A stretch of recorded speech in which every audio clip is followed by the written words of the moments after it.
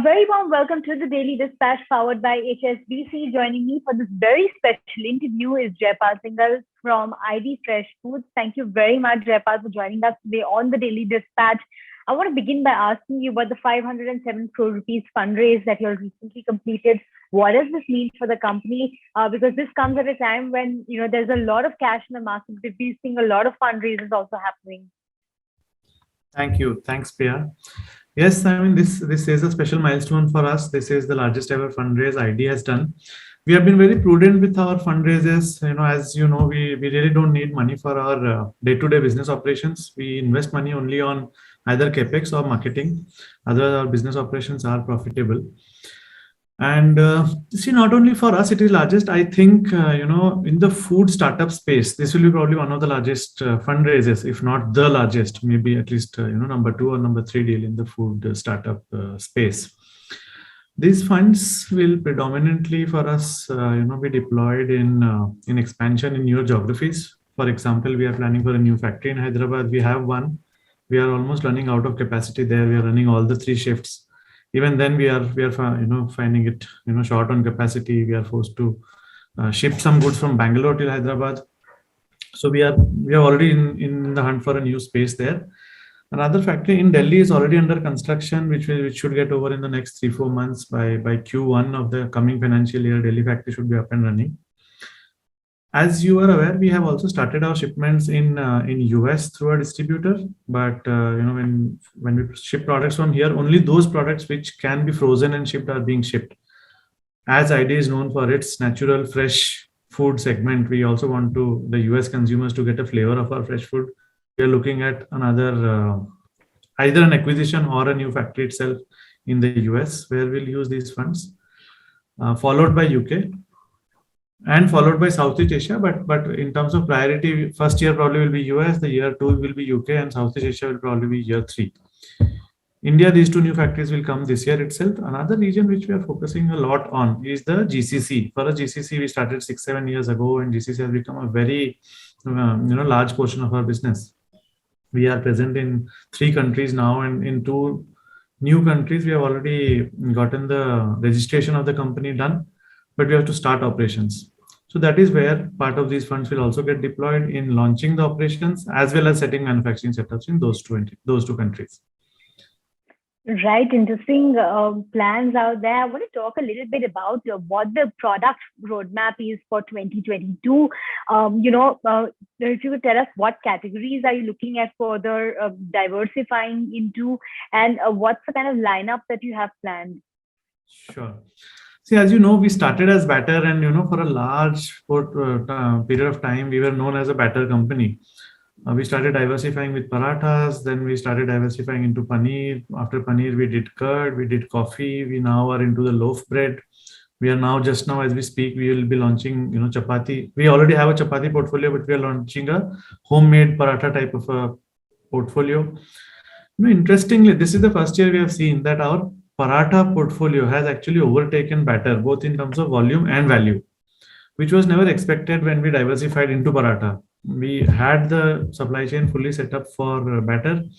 We wanted to have paratha riding on batter. But interestingly, and for us, obviously, we don't differentiate between categories, but we were also a little surprised. Surprised may not be the right word. We were not expecting paratha to overtake batter so soon, but this year it has already, and we expect that the growth in both the categories will continue. And because paratha has surpassed, probably paratha will become our number 1 category. Though our focus will continue to be on all the categories, including batter. The newer categories, if you see, when we launched paneer 2-3 years ago, we now sell about 4-5 crores of paneer each month. And I'm told by our marketing teams that this turnover is probably higher than some smaller dairies, some smaller paneer players. Obviously, the larger ones do much higher numbers, but we were never a dairy player. Like we introduced paratha, we introduced dairy to ride on that whole supply chain, which was now called batter and paratha supply chain. And since we do not have a distributor in between, we distribute our products directly to the retailer. It was almost like a milk run. Every retail store will be visited by our sales team every day. So we said, since it is a milk run already, why don't we capitalize on that and introduce dairy? We introduced paneer, we sell 5 crores. We introduced curd just last year, and in a year's time, we were selling 2.5 crores worth of curd. Again, that was a surprising and interesting development, though we are very happy that it is growing, but we didn't expect that our dairy will become, 7 crores a month or 25% of our portfolio. In line, what we have for the next year, I mean, there are a lot. We have a separate NPD team which keeps exploring. Every month they come up with 3 new products, and in the end, we end up launching 1 in a year or 2 in a year at best, though we would have evaluated, like I said, 3 in a year is some 40-50 products in the whole year. We are looking at, like I said, plain paratha should be up in the market next month itself, before the end of this financial year, the triangle paratha which we eat at home. And we are also looking at a home style chapati, because those are the core categories which we believe in, batter and paratha. So there will be some specialty batters, all of that will continue. We are trying to also aggressively grow the coffee category, though we launched coffee and the coffee has been growing, but not as aggressive as we would have thought. So we want to focus a little bit more on coffee this year. We want to strengthen our dairy portfolio further. Batter paratha will naturally be on the focus. Right, interesting plans out there. Wanted to understand, with these new launches coming up, will you also be looking at some acquisitions within the country to strengthen your play in certain segments? So, we are not close to acquisition, though we are not actively looking for something. But at the board level, at our management leadership level, we are not close to acquisition if there is something interesting coming up. Because we are not actively looking for, I don't have a name or a category which we are scouting for. But if something interesting comes up with the war chest we have now, we will not be closed. Right, Jaipal, I want to talk a little bit about revenue and growth targets. What kind of revenue targets do you have? Because I know that you're looking at a 500 crore revenue down the line, but how soon is that going to be possible? And what is the kind of growth path that you're looking at? So on a run rate basis, 500 crores, we will probably touch this month itself. On a run rate basis, most likely this month we will be at the 500 crore run rate.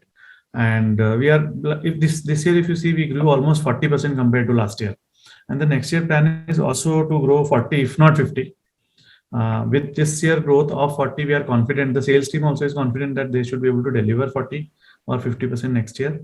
So with that, we will, at an annualized run rate also, at an annualized revenue also, we will definitely cross 500 in the first half of next year itself. Right. Interesting. And in terms of overall profitability, what kind of metrics do you have in mind? See, now, for example, the core categories which we have, batter and paratha, we are the market. So because there is nobody else, we decide the market. We are able to command a decent premium. I would not say a great premium, but a decent premium, because we also want to keep our products affordable. We have very strong gross margins on those two categories, and those two categories still are 75% of our total business, and which is how it is going to remain. So from a profitability perspective, like I said, on an operational business, we already are at single-digit EBITDA profitable numbers, which we would like to continue to strengthen. When we invest in new markets, obviously those markets take some time to develop, and therefore those markets probably lose money for some time, a couple of years, and then they pick up. We started with South alone. We were earlier, if I go back a couple of years, we were only in Bangalore. We entered other southern states. So once, a market is 2 years old, it starts becoming profitable. We start deploying that money into other markets. Then we went into Mumbai, we went into Pune. This year, our focus will be Delhi. We have already been in Delhi for the last 1 year. Like I said, the plant is coming up. Plant should be up and running in the Q1 of the coming financial year. Post that, we think that Delhi will be a large market for us. Delhi can be as large as any other market. I mean, Delhi, we feel, has a very, very large potential. When I'm saying Delhi, it's Delhi NCR, all, because Delhi is not one city or state. It is probably 8 or 10 put together. We are also now starting to focus on Kolkata. We have not been in the east for the longest period now. We started operations already last year. With Delhi coming in, Kolkata will be our focus number 2 for the next year. So these two markets, we may probably not make as much money, but the other markets will compensate. So the profitability quotient is always there. What helps us also is the whole GCC presence there. The pricing potential is quite, is much better than what we can price products in India, because the propensity to buy, the pricing index, the price table itself is different there. And GCC obviously is more profitable than India, which it will continue to be. When we launch in US, we expect US to be even more profitable because of the pricing. The cost remains more or less the same, except the transportation, etc. So yeah, profitability wise, we have not, thankfully, we have not seen challenges in the past, and we hope not to see challenges in the future as well. All right. On that note, Jaipal, thank you very much for joining us today on the Daily Dispatch. It's really been a pleasure speaking with you. Thank you so much for your time.